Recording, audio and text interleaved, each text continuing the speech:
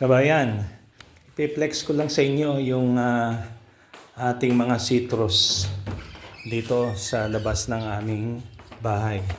So this area is our dirty kitchen and wash area. So few meters ay makikita nyo na yung ating kalamansi. Ayan o. Ayan, napakarami niyang bunga. Ayan. And katabi nito ay meron naman tayo ditong, ayan, meron tayo diyang atis. Ayan o. May bunga na rin siya. And katabi ng atis ay makikita ninyo, andyan yung ating dayap.